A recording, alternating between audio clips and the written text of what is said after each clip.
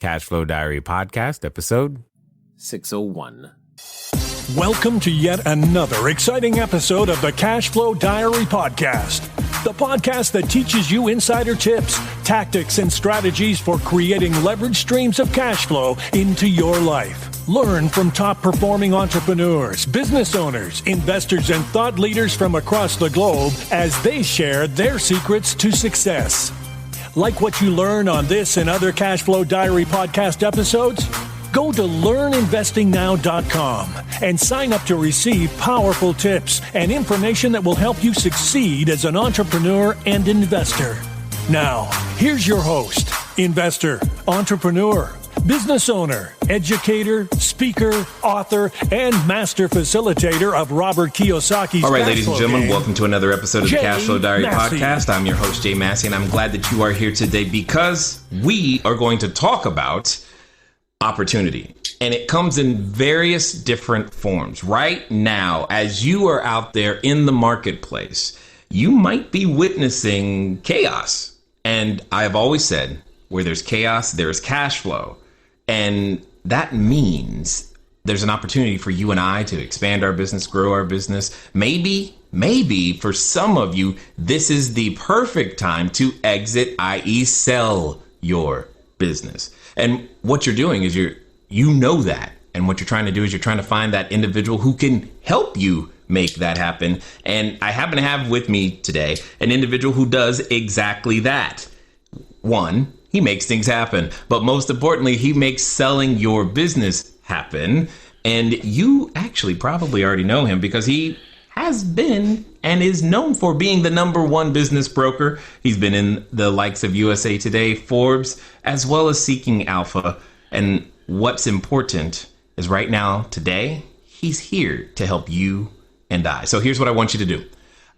I want you to make sure that you are paying attention. Make sure you get that bookmark finger together and ready so that you can mark the spots when you hear him drop a gold nugget so that you can come back and pick it up.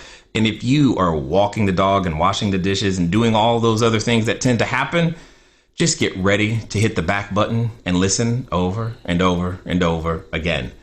Because you and I both know that right now is a great time. So now let's get ready to listen, love, and learn none other than Chad Peterson. Chad, how are you doing? I'm doing wonderful. Thank you for the introduction. I really appreciate that. I look forward to being on your show. Yeah. I'm excited, and I can only imagine for a guy that does what you do, this is a unique opportunity. It's a unique time in business. But before we get too far, I've got to ask you the same question I tend to ask everybody the first time that they're here. Are you ready? I'm ready. Excellent. I tend to look at today's entrepreneurs a lot like yesterday's superheroes, like Batman, Robin, the Hulk. You get the idea.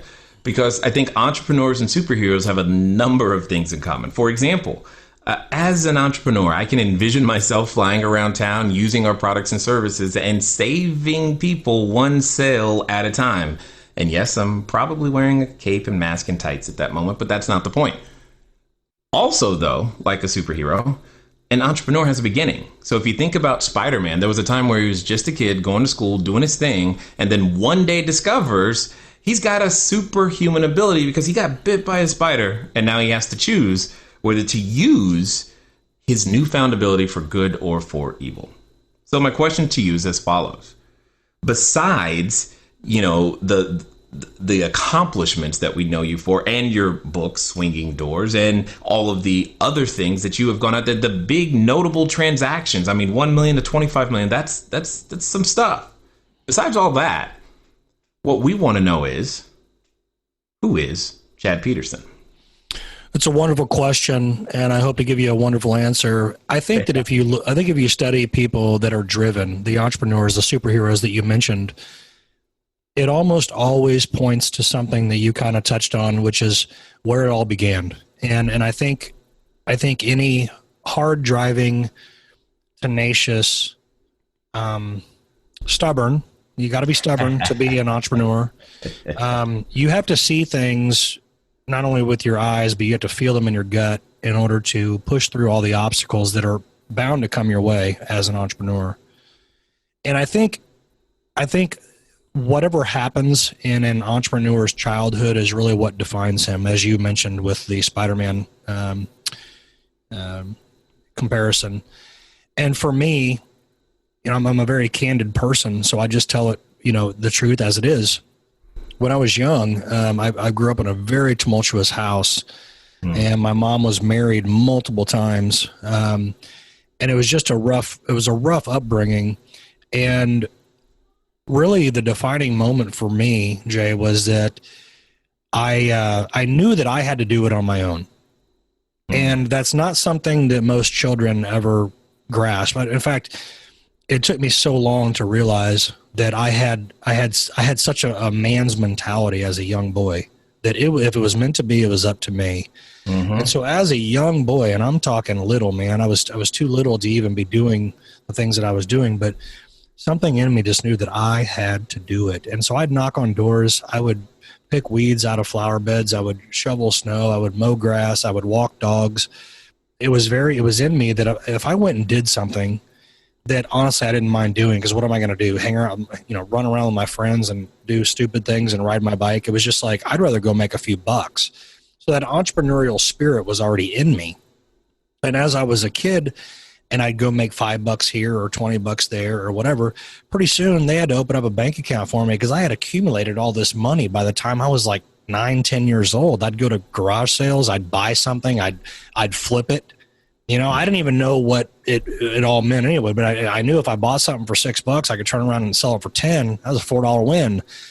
And so I had this real young, and that really defined my life because people became impressed by it. I wasn't impressed by it. It was just something that I saw that was natural, but then people started fostering it in me. And they would say, man, this little kid works his ass off and he does this and does that. And so it reaffirmed me. And so then I became increasingly tired of school. I couldn't stand school. And I was running a business in my teenage years, and I built a company that I was making more money than my teachers in my teenage years. I ended up getting on the work program because all I did was tap my foot in the classroom, and I could not stand it. And the truth of it is I barely made it out of high school, not academically, but because I was so unfit to be in those four walls. I'm a true entrepreneur. Into my bones, I am. And that system just didn't work for me, and it doesn't work for a lot of people. So I ended up building a company. I ended up selling it and moving on to flight school because I told myself, if I'm ever going to work for somebody else, I'll become a pilot.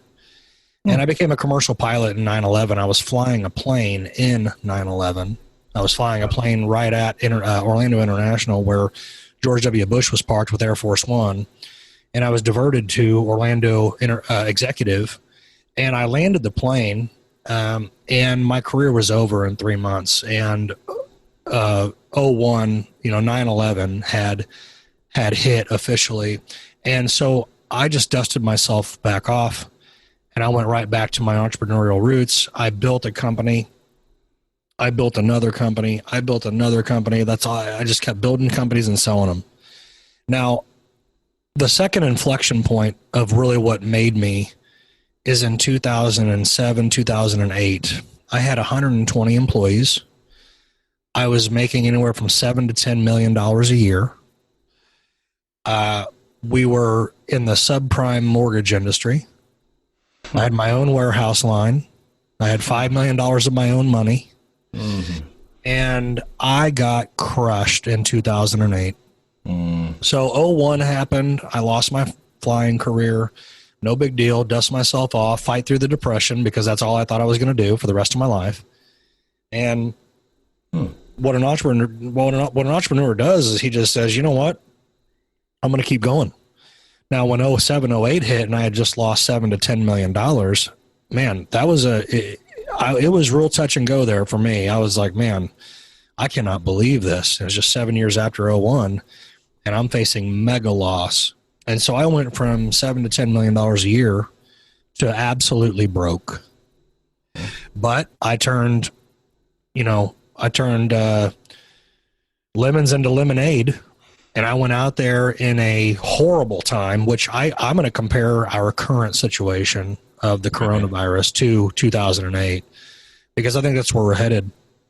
So the best thing that I could do at that time, because I was so broke, I mean, there's $0 and there's -$, and I was in that negative category because I had 5 leases and I had tons of overhead, and it was just like turning the Titanic. We could not turn fast enough to be able to make up for what had happened to the subprime mortgage industry. It just evaporated in what seemed like about a week or two. And so we're there now. That's exactly where your listeners are at right now. Everybody is in a position where life as they knew it is no longer the same.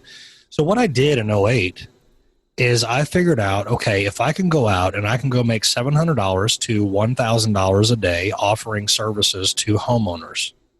Well, that's what I did. So it wasn't glamorous, but I went out there and built a company. It was a service business for residential customers. I'd go out there and make $700 to $1,000 a day. Well, I built that company and I sold it. And then I started a different company that was related to home service businesses. And I built it and sold it. Well, along the way through my path, people have told me countless times, Chad, you're so good at building businesses and selling them. Why don't you help other people do it? And I was doing that already, but I was a free consultant. I wasn't getting paid for any of it. Right. And after 07, 08, that's whenever that changed, and I started helping people. And it just grew from there. My book of business, my skill set, the word of mouth, hey, call Chad Peterson. He knows how to help you, that kind of thing. Mm-hmm. And then it just turned into a full-fledged business. And that's how I got here. Does that help you understand? Oh, 100%. And I have so many questions now. It's so great because there's just so many lessons to be learned from everyone's story, because there are just so many things. There are always these through lines that really are clear, that tell someone or can communicate to someone who's out there right now listening, trying to build their cash flow or get to their next level, go from 5 to 6, 6 to 7, 7 to 8 figures, what they might need to do next. Well, and there was something that you said at the beginning that I'm just like, whoa, that's cool. Because you said, and I quote, I knew is a strong word. I had to do it on my own. That is such a profound statement, because many individuals were like, well, I can rely on my mom, or I've got my dad, or I've got my uncle, or I've got someone else who will assist me with whatever it is, being 100% self-sufficient. And then you did the second thing. It wasn't like, oh, woe is me. It became, okay, let's go. And it takes certain individuals, myself, all of us, time to get there, and you got the gift early. I'm curious to know how much of, I guess, just understanding that if it was to be, it's up to me, would you say has played into this entire through line that you just laid out for us? I would say it has to be every bit of 85% of my success. And my success comes in different segments. I mean, I've had 6 or 7 pretty good sized successes compared to others. Okay. I mean, but compared to some, they're not giant successes. I mean, absolutely. Look at Elon Musk. I mean, this guy's owned 4 multi-billion-dollar companies. I mean, so, for me, being self-employed, still within orbit, I can go out and I can go make, even in a down economy, I can go out and make $250,000 a year, and I can turn around and sell that business. And to me, that's a big win. But I've had failures too, but not necessarily failures because of what I didn't do or whatever. But when 01 came around and when 08 came around, and now that 2020 is here with this pandemic, right. Those kind of failures should not fall on the shoulders of its owner. But what do we do during these times? Now, I know right now, to your point, I know the government isn't going to help me. My mom isn't going to help me. My dad, my brother, my sister, my woman, whatever. Okay, if it's meant to be, it's up to me. Now, I've had that mentality since I was very young, as you clearly pointed out and reiterated. And it really is 85, 90% of the success. And I'll tell you why. The reason it is the main ingredient of the success is, let's just say you have a full belly. Let's just say it's Thanksgiving. You got a full belly and you're watching football or whatever it is you do, and you're laying on the couch and you got your gal there and you got your dog there and your kids there and whatever. Okay, you're not hungry. You're not hungry at all. And I mean hungry in your soul. I mean hungry in your spirit. Now, if you didn't eat for a day or two, what happens? You wake up. You're like, what do we need to do, guys? Right? Now you become hungry in your soul. And you know that you got to eat. Now, that has been a key role to my survival, because I believe it's the same mechanism. I have to do this. Why? Because I have to eat. Now, I'm far past having to find money to eat, but it's the same mechanism of, I've got to do this. Mm-hmm. This is survival. I'm here to work. I'm here to progress, because unless I progress, I feel like I'm dying. Oh, man.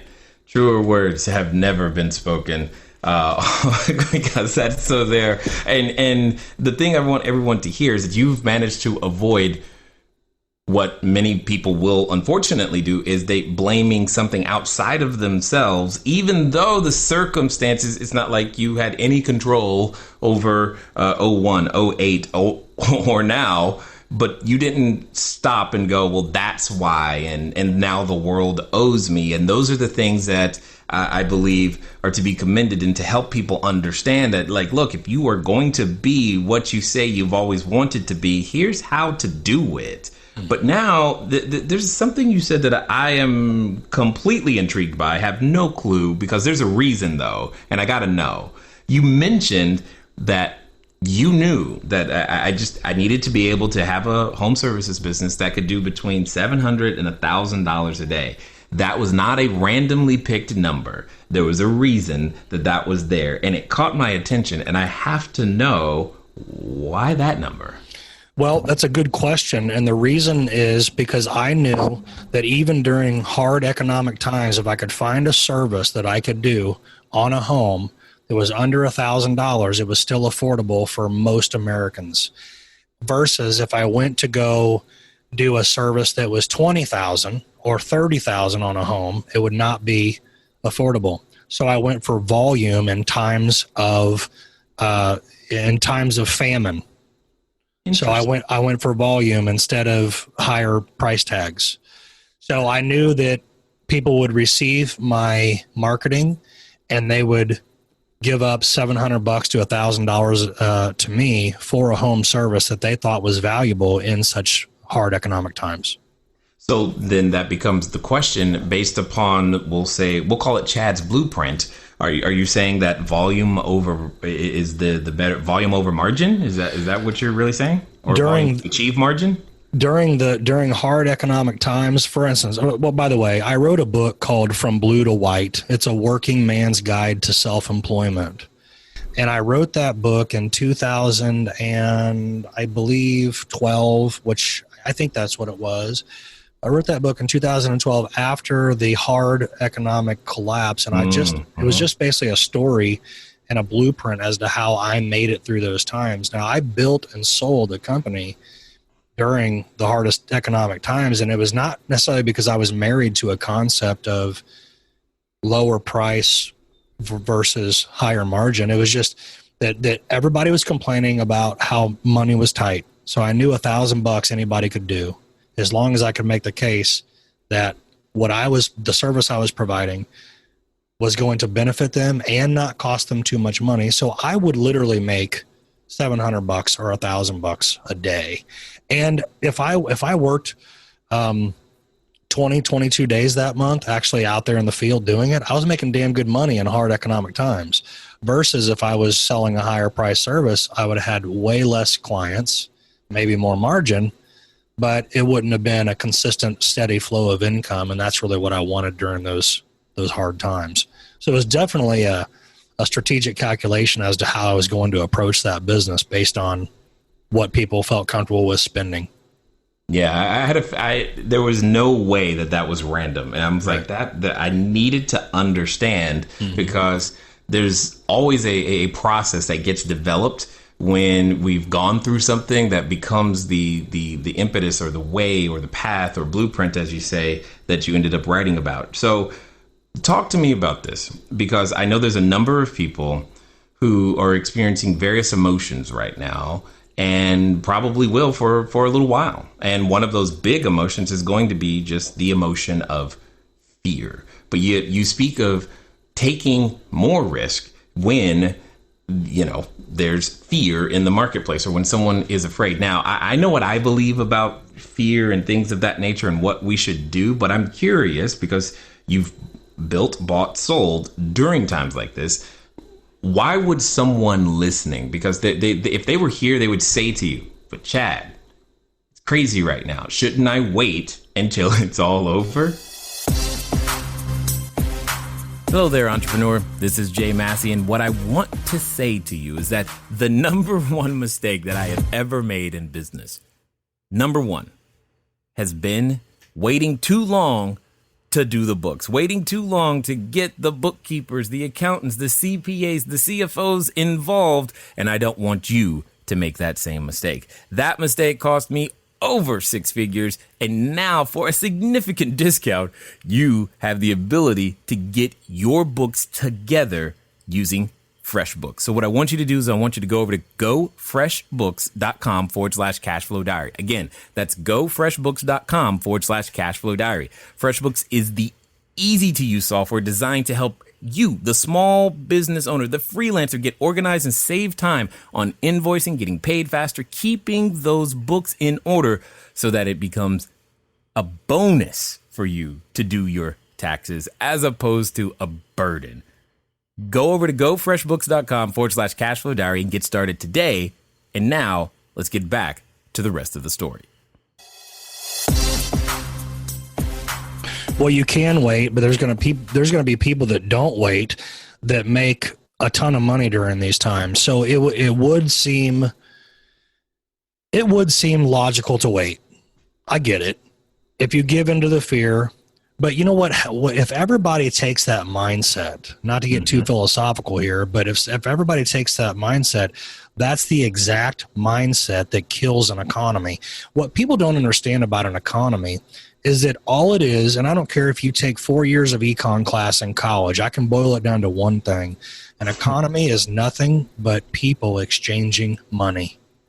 And so if you are the contributing factor to that stopping, and you're not changing money with people, you're part of the problem. And right now, we are definitely in an economic collapse. Now, if you're not willing to say that, then you've been bitten too much by the politically correct bug, or you just don't want to be honest with yourself. We are in a total economic collapse right now. Does that mean that there's no way to make money? No.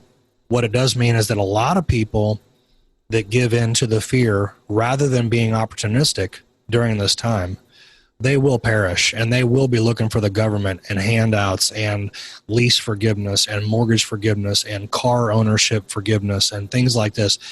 And you know what? That goes back to your earlier point. If it's meant to be, it's up to me. The cavalry is not coming. It's up for me to figure out. Now, I will tell you, as a little side note, I started a side business, just about 45 days ago. We were on our way to making probably $20,000-$30,000 a month, and I just started it 45 days ago. And now with this virus, it's changed that trajectory of that business to some extent. People are going to be less likely to purchase from us with the business that we just started, and how we go about conducting that business face to face and being within people's space and possibly spreading and contracting the coronavirus, it's going to change how we do business.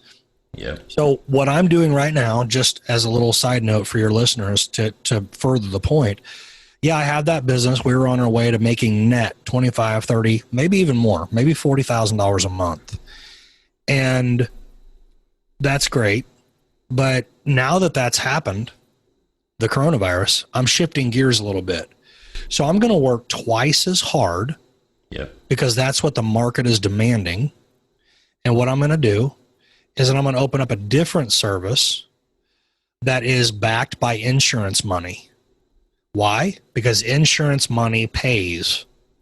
Yeah. Homeowners, business owners, if they are going to clamp their wallet down and they're not going to be coming off their money, that's fine. I'll re-strategize and go after the guaranteed money, which is insurance money and government money. So I'm opening up another business which requires me to work twice, if not 3 times as hard, but that's what you do. Now, do I have to do it?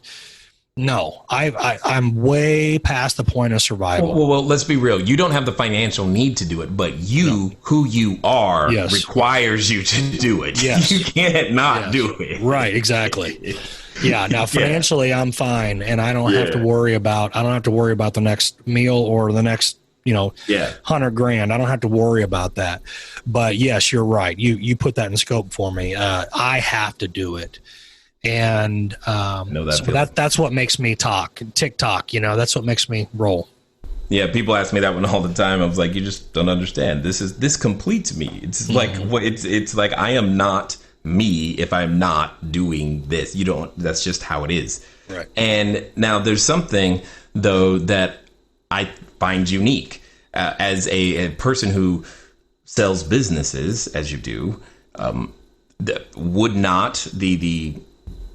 Would this still be the time to sell a business? I mean, I don't know. Yeah, it's still a good time to sell a business. It's still a good time to buy a business. We have to realize that right now we're in a slow time, and it could be 3 or 4 or 5 or 6 months where things will be slower. But for you to not move on a 10-year, 15-year journey because of 3 or 4 or 5 months, to me, that's a big sign, a big red flag that should be addressed within that person. If a virus pops up and all of a sudden they don't want to go be self-employed, well, I wonder if you ever really wanted to do it to begin with. I'm not stopping what I'm doing. I'm not. Right. I'm opening up 2 businesses. Well, I just opened up one. I'm opening up another one. I'm not stopping. Right. So I think everybody thinks they have balls. Like everybody thinks they're going to skydive. And then that plane door opens at 10,000 feet and everybody's like, whoa, I don't know. Well, that's all this is the plane door is opening up. Now it's real. Now you have to test your entrepreneurial nerves. Yep. And it's still a good time. In fact, right now I've got a lot of I've got 3 restaurants for sale. They're chain restaurants and they're actually part of Grubhub. Oh. And it was doing pretty well. It's making about 200,000, maybe 220 a year. It'd be great for somebody to go buy. That's net. It's making 220 net. And now with the coronavirus, because they are Grubhub, their numbers are skyrocketing. Right. And it's because they're making sandwiches. It's quick. It's easy. Have them delivered to your house. So it's not the right time to buy every business, but it is the right time to buy certain business. I've got a gun business for sale right now, and that's going to be a hot item because we don't know if a Democrat, and I'm not getting political, but I'm saying if a Democrat gets in there, the worry on gun sales is if a Democrat does get in, that the Second Amendment is is in a threat. Well, right. This gun business is going to be hot for that reason too. So it's not the best time for every business, but it's a really great time for some businesses to sell your business and to buy your business. You just have to find one that's recession proof. Correct. Absolutely. Countercyclical. And that's the thing. It takes a lot more critical thinking. You just looking at headlines isn't going to help you in order to make some of these decisions. So I guess one of the things that is curious, that I'm curious about, is that in your journey, you talk about how you were yourself opening up a business and then someone then gives you the idea, why don't you do this for other people? Why do you think that, because I see this often, as entrepreneurs, there are often skill sets or things that we just assume everybody could kind of do it. We don't really it's not that big of a deal, but yet sometimes that could be our very unique zone of genius where we come alive and the marketplace goes, yes, please give me more. Why do you think that goes missed so often? You mean as far as people finding that sweet spot for themselves? Yeah. I think a majority of it is fear, because they don't take that step. It's also critical thinking, like you mentioned. Sit back and think about your life and where you've been and what you've done. And if you think about it long and hard enough, you might find the answer as to what you need to be doing. And there's a real good way to decide if you're on the right path. And that is that if you think about doing something, and let's just say there's a little bit of fear. Now, if there's not a little bit of fear, then you're just not human, and you probably shouldn't do it anyway. It's got to be a little bit of fear, a little bit of trepidation, a little bit of what if I fall flat on my ass? If you don't have some of that, then you're probably not starting off on the right foot. But you realize right now that somebody like just almost pulled off to the edge of the road. They're like, hold on, wait, did he say there should be fear? Wait a minute. There should be some. Yeah, there should be some. But but the majority of it should be a glowing excitement within inside of you. It should be a hot, burning coal inside of you. And if you don't have that, then it's not the right thing. You should be so excited about what you're doing. And I dare use the passion word too much, but if you're not passionate about it, and passion comes and goes, you could be passionate about something for 3 or 4 years. You don't have to be passionate about it for 25 years. But right now, if you're thinking about doing something, if you have a little bit of fear and a little bit of, man, this could be risky, but then it's overpowered with so much excitement and vigor and joy and hope and dreaming, then you're on your right path. And so I think to your answer is fear, number one. Number two, they're not checking in with themselves to see if they've got that glowing passion within them. Because without that, you won't succeed. And what I tell people in business is, listen, where there's no passion, there's no profit. So I can look at somebody's profit and loss statement, and I can look at the last 3 years, and I can almost without a doubt, I can say, okay, looking at your numbers, you lost your passion back in 2017, didn't you? And they'll say, yes, I did. I'll say, okay, because I've seen 10 to 15 to 20% decline over the last 3 years. Why didn't you call me whenever you were doing well? Well, because we were doing so well. Okay. Then I tell people, when you're doing well is the time to sell. And where there's no passion, there's no profit. And what people do is their passion will move on to something else, but they will hold on to their business like electricity would hold on to them if they touched high voltage electricity. They're no longer the one in control of the electricity. The electricity's got them, and they're not going to let it go because it happens to be what's paying the bills. And again, where there's no passion, there's no profit. They will start to dwindle in profits because that glowing passion that most entrepreneurs are driven by, and entrepreneurs are only going to be driven by for so long. And they got to move on to something else, or they got to mix it up. Maybe they got to have a little bit of diversity in their day. They've got to have some other things going on, because most true entrepreneurs will get bored without that passion. And that's really a major component of success, I believe.